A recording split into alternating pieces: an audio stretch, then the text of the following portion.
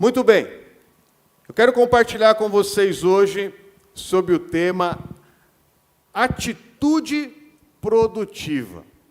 Nós precisamos, irmãos, ter uma mentalidade produtiva para que possamos agir de uma forma produtiva.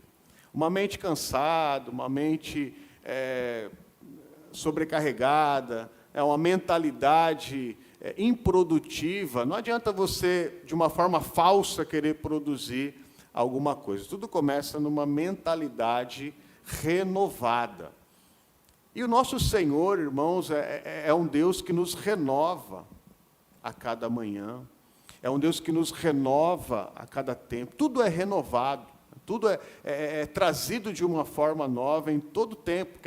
Quem faz muito tempo a mesma coisa vai ficando desqualificado, vai ficando para trás. É necessário que haja uma renovação.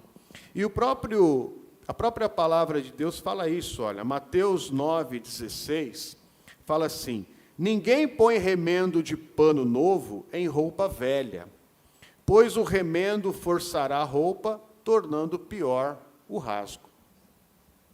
Então, imagine, hoje, claro, a gente tem uma tecnologia no tecido que a gente usa que é muito diferente, mas no tempo que esse texto foi escrito, aqueles tecidos, eles iam envelhecendo, ressecando. Não sei se você já viu um tecido que fica muito no sol e na chuva ali, ele rasga e rasga, não tem jeito, não tem conserto, né? Não é que nem as camisetas do One Heart Store, né? Que tem toda uma flexibilidade, né? O Maurício está ali, né?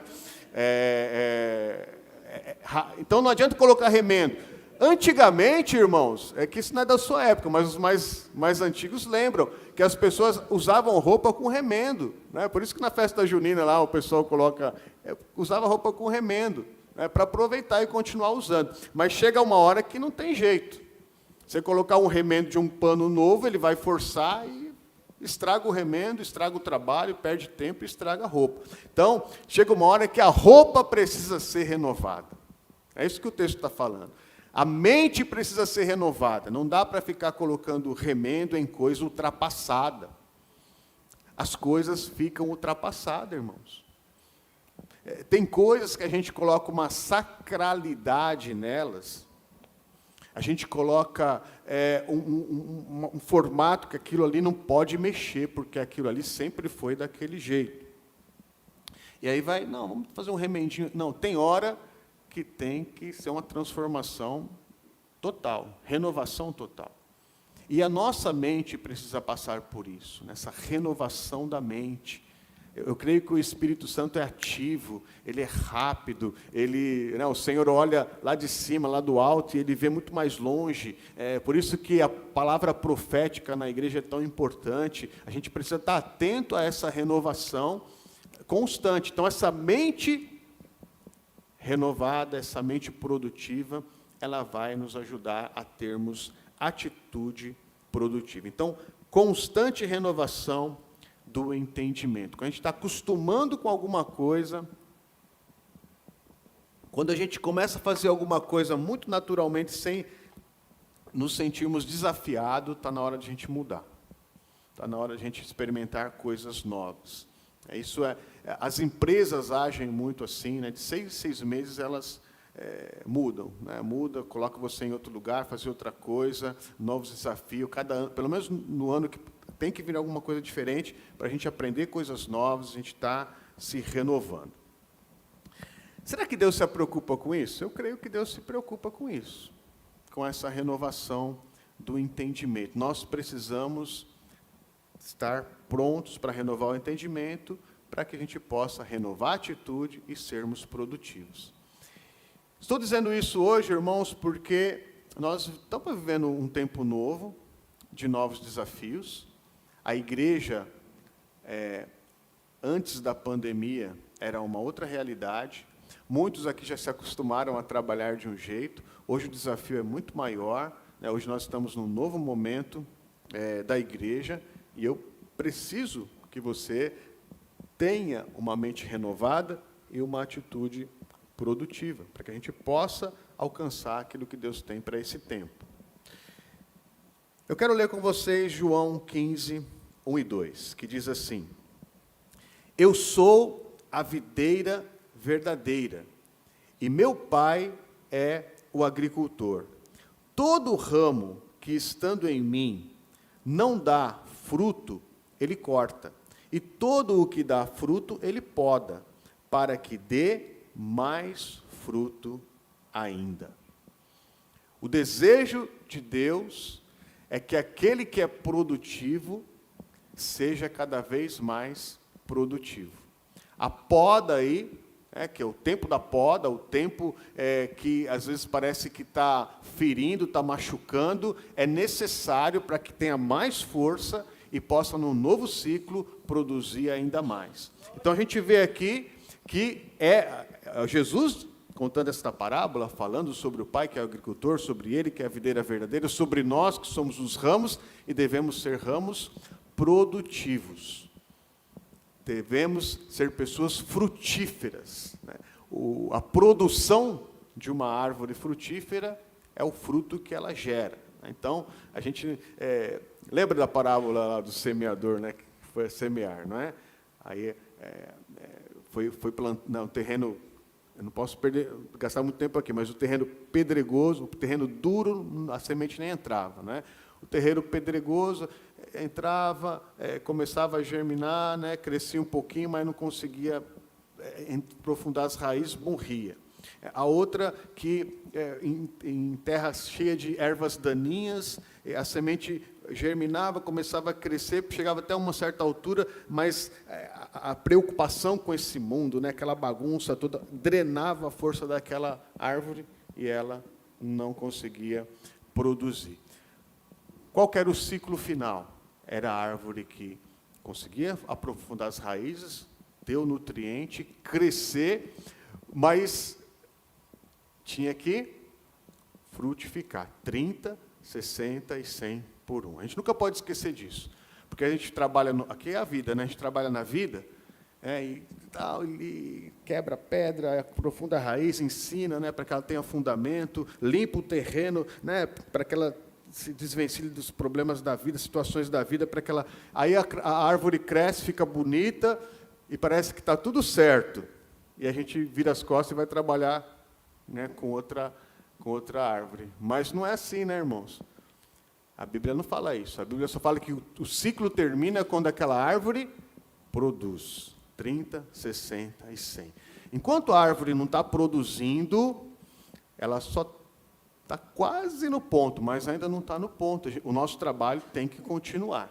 Então, eu creio fortemente que o Senhor deseja que a gente tenha uma atitude produtiva. Há um interesse no Senhor em nossa produtividade. Amém? O texto de João, capítulo 12, verso 24, fala: Digo-lhes verdadeiramente que, se o grão de trigo não cair na terra e não morrer, continuará ele só, mas se morrer, dará muito fruto. Então, o grão do trigo, ele tem todo um potencial dentro dele. Está ali envelopado, né, esse potencial. Está falando da vida de Jesus, aqui é a entrega de Jesus, claro, é o texto sobre a vida do Senhor, porém, isso pode ser aplicado também para a nossa vida. Há todo um potencial que está ali envelopado, está fechado, há uma potência, há uma genética ali para vir à tona. Mas, se isso for guardado numa gaveta, vai envelhecer e vai perder propósito, né? Tem que ser lançado na terra e tem que ser quebrado. Aqui fala sobre a humildade, sobre o quebrantamento. É um tipo de morte aqui. É um tipo de ser quebrado, é um tipo de morte necessária para que haja germinação, crescimento e frutificação, né? Se não morrer, não dá fruto. Então, nessa nossa mente produtiva, irmãos, tem um preço a pagar. Tem um esforço a fazer. Você veio até aqui hoje, você pagou um preço. Né? Você está abrindo a sua casa, você está se preparando para liderar e cuidar de pessoas. isso é uma espécie de morte para o conforto da vida. Mas é só quando a gente está disposto a pagar esse preço que a gente vê a produção acontecendo, né? As pessoas receberem oração, receberem a palavra, serem cuidadas, né? Estarem sendo protegidas através do Evangelho. Se a gente não pagar esse preço, se a gente não tiver uma consciência e uma atitude para pagar esse preço, o Evangelho fica estagnado, é como se colocasse a semente na gaveta, fica lá fechado, né? E nada acontece. Olha, que potencial que era aquela vida, né? Pode ser uma semente de excelente qualidade, mas se ela estiver na gaveta, não vai servir para nada. É preciso morrer para dar início ao novo ciclo produtivo. É o sacrifício vivo, que a gente tem que estar disposto a pagar esse preço para ver as coisas acontecendo. O texto de João, capítulo 15, verso 16, diz assim: vocês não me escolheram, mas eu os escolhi para irem e darem fruto, fruto que permaneça. Então o Senhor está dizendo que Ele nos escolheu com um propósito. Lembra quem aqui já comprou o livro Burning Hearts? Levanta a mão. Quem aqui já leu o livro Burning Hearts? Levanta a mão. Muito bem. Tem lá na loja, Maurício? Ó, irmãos, compra lá. Leia. É o livro da sua igreja. É o livro que fala, o capítulo sobre árvore e frutífera e bonsai, fala sobre isso. Que Deus não nos criou para ser um bonsai, né? Aquela arvorezinha, bonitinha, cheirosinha, decorativa, para a gente ficar mostrando para as pessoas. Não. Deus nos criou para que a gente possa dar fruto e fruto que permaneça. Uma árvore com raízes profundas, uma árvore que cresce, uma árvore que produz.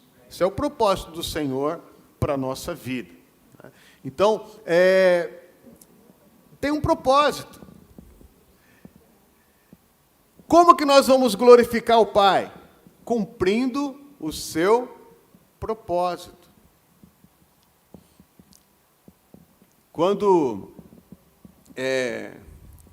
o firmamento ele glorifica a Deus, né? Por quê? Porque ele foi criado para brilhar à noite, né? Sustentar todo o universo. Uma árvore, um pé de, sei lá do quê, um pé de jaca, ele glorifica a Deus como, irmãos? Quando ele faz o quê? Produz uma jaca, senão ele vai ficar lá inútil, né? Vai ficar lá só para dar sombra, é pouco. É até legal, mas é pouco. Então, como que a criação glorifica o Criador? Simplesmente cumprindo o propósito para aquilo que foi criado. Não é?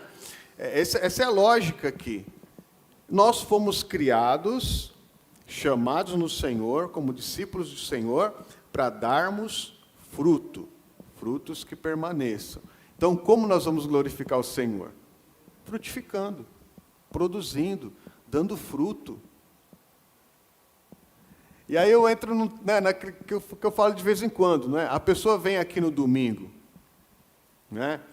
E fica cantando durante o culto todo, e ela entende que só aquilo que ela está fazendo é adorar o Senhor, e depois ela vai para a casa dela e vive a vida do jeito que ela bem entender. Dependendo se ela não tem essa informação, aquela pessoa, eu estou glorificando o Senhor. Todo domingo eu vou lá glorificar o Senhor. Todo culto eu estou lá, não falta um culto, e estou lá glorificando o Senhor. Será que o Senhor, é isso que Ele quer, né? Que a gente fique nesse tempo que se chama hoje? Eu creio que Ele deseja que a gente cumpra o propósito para aquilo que Ele nos ganhou, nos conquistou e nos comprou. Que que a gente possa dar fruto e fruto que permaneça. Então, Ele nos amou tanto que Ele se entregou por nós, e nós devemos entregar a nossa vida pelos nossos irmãos, né? Pelas pessoas que estão aí precisando receber essa mensagem. Então, glorifico o Pai quando cumpro o seu propósito. Eu tenho que olhar qual que é o propósito do Pai. Ele não nos salvou para que a gente possa viver uma vida qualquer, mas Ele tem um propósito para as nossas vidas. Mateus 21, 19, diz assim: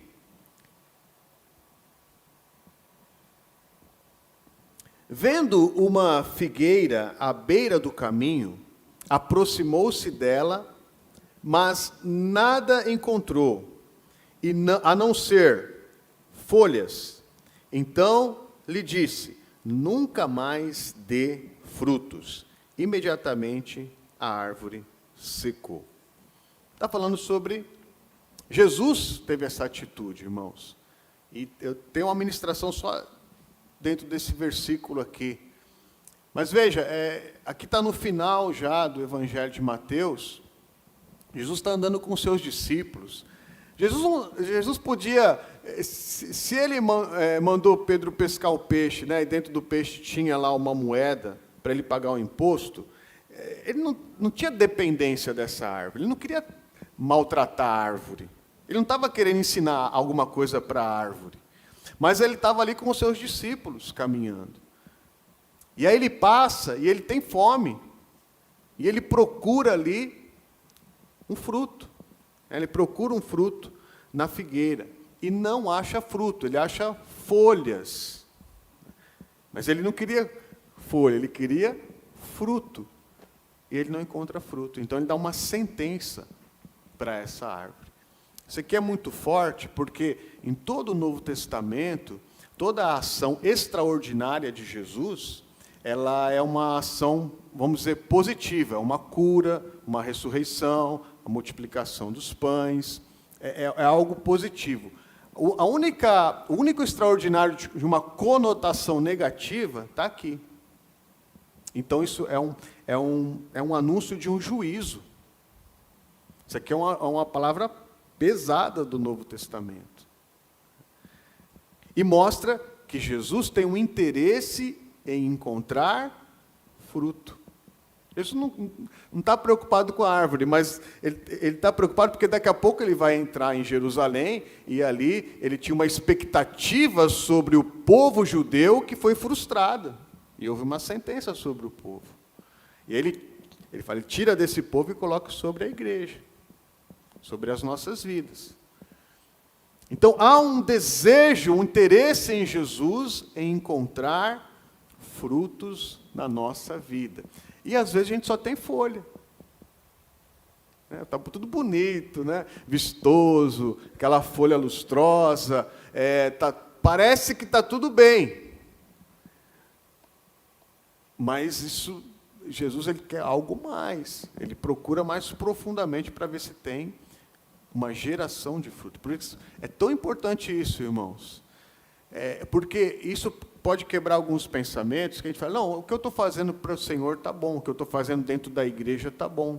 Aquilo que eu exerço aqui está jóia. Mas se tudo que a gente exerce não tenha como finalidade frutificar, é algo perigoso. Pode ser uma religião, né? Pode ser alguma coisa que eu estou ali apenas fazendo folha. É só folha. Enquanto o Senhor quer frutos. E frutos, irmãos, são vidas, são pessoas. Tudo que a gente faz na igreja é importante. Cada detalhe é importante. Os bastidores são importantes. Tudo é muito importante. Mas a gente tem que sempre focar. Por que eu estou fazendo isso? O Senhor precisa disso? O Senhor precisa da eletricidade? Precisa do som? Precisa da internet? Não. São coisas humanas. Tudo isso, a gente não pode perder o foco. Porque senão a pessoa fica assim, eu vou cuidar tão bem disso daqui, e isso aqui é para Deus. Aí se alguém tira isso aqui da sua mão, você fala, meu Deus, e agora? Acabou a obra de Deus na minha mão. Não. A gente sempre tem que olhar as vidas, as pessoas. Frutificar é que a nossa vida possa encontrar outra vida, possa gerar uma nova semente, possa levar alguém ao quebrantamento. Inspirar, não, eu também vou me quebrantar, eu também vou me dedicar, eu também vou servir ao Senhor. Levar pessoas a terem a mesma fé, serem discípulos como nós somos discípulos. Então, isso aqui é gerar fruto. E às vezes a gente se preocupa muito mais com a aparência, a estética da coisa, do que, de fato, o alimento na mesa. Então, a gente precisa pensar sobre isso. Ser produtivo é a medida de quanto a minha vida está gerando novas vidas para o Senhor. Em Mateus 21, 43, a palavra diz assim: portanto, eu lhes digo que o reino de Deus será tirado de vocês e será dado a um povo que dê frutos no reino. Eu preciso ser produtivo, pois eu quero participar da implantação do reino. Irmãos, é isso. Se eu deixar de ser produtivo, o reino continua sendo estabelecido. O propósito do Senhor continua sendo estabelecido. A agenda do Senhor, ela é perfeita, ela não vai mudar. O Senhor é dono do tempo. O Senhor é dono da igreja, Ele está edificando a sua igreja. Se em algum momento o Senhor olha para a minha vida e fala assim, não, o Marcelo não está produzindo mais, está improdutivo. Não, vamos cavar em volta, vamos colocar mais um pouco de água, de adubo aqui, para ver se o ano que vem o Marcelo produz. Aí dá mais uma chance para ele, aí ele não aproveita a chance. Chega uma hora que o reino de Deus precisa continuar, a agenda de Deus vai ser cumprida. Então, eu preciso estar na agenda de Deus. Porque senão ele pode dizer, não, olha, tem gente querendo trabalhar no seu lugar, você não está produzindo muito, né? Você está devagar, né? Tem gente com mais vontade que você, mais dedicada que você, tem gente que está entendendo o que é produzir, o que é dar bom fruto. Irmãos, isso, eu não quero ficar fora da agenda do Senhor, eu não quero ficar fora. Eu preciso estar nessa agenda, né? Essa agenda precisa fazer sentido todos os dias da minha vida, até o final da minha vida. Então, alguma coisa que me preocupa. Eu não posso fazer corpo mole nessa agenda.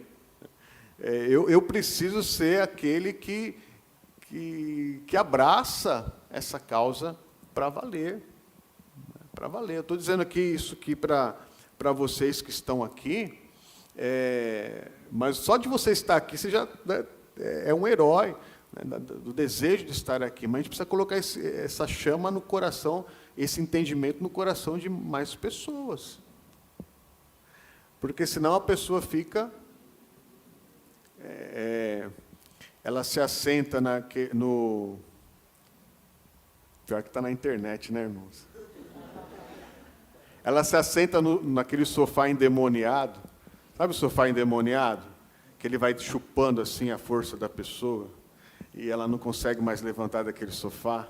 Ele vai drenando assim, tem um demônio lá que vai drenando assim, né? Vai secando a vida espiritual da pessoa, né? E ela fica grudada lá e não consegue mais ir para a igreja, não consegue mais servir ao Senhor. Ela em vez de ser um fruto, ela vai secando como uma fruta seca, né? Perde toda a sua energia, toda a sua força. Brincadeiras à parte, irmãos, se a gente não tiver um entendimento da onde o Senhor deseja que a gente esteja, muita coisa vai vencer o propósito de Deus para a nossa vida, né? A gente tem que, Senhor, um dia Jesus, está aqui, um dia Jesus vai procurar o resultado da nossa vida. Lembra que eu falo, né? Qual que é o projeto de vida padrão? Certinho, bonitinho. Crescer, estudar, ter uma carreira, conhecer alguém. O certinho que eu estou falando, não estou falando os desvios da vida. Dar entrada no apartamento, pelo menos. Casar. Se estruturar na vida, ter um filho. 2 filhos, 3 filhos, 4 filhos, né? Eu acho que a gente devia ter mais filhos do que a gente tem, porque quem define não pode ser o dinheiro, tem que ser Deus, né? Tem que mudar esse pensamento. Cuidar dos filhos, educar, matricular no CEPJ, para ele estudar aqui, né?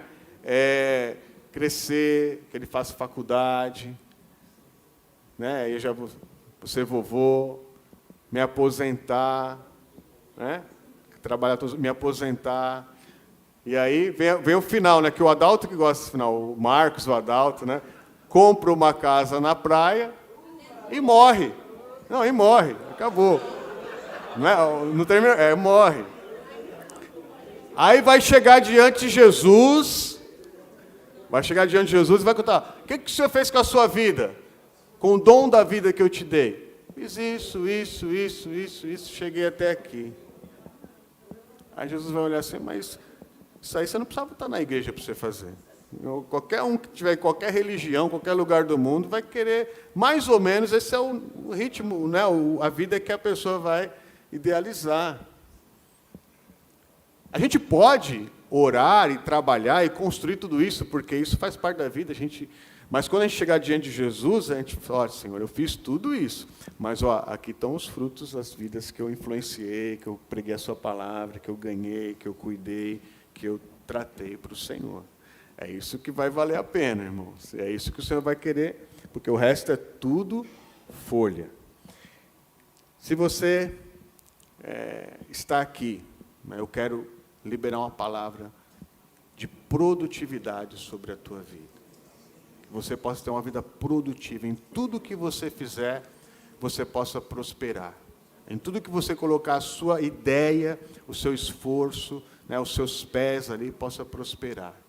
Que você possa fazer tudo isso para que o nome do Senhor seja glorificado na sua vida, na sua história. Vamos ficar em pé?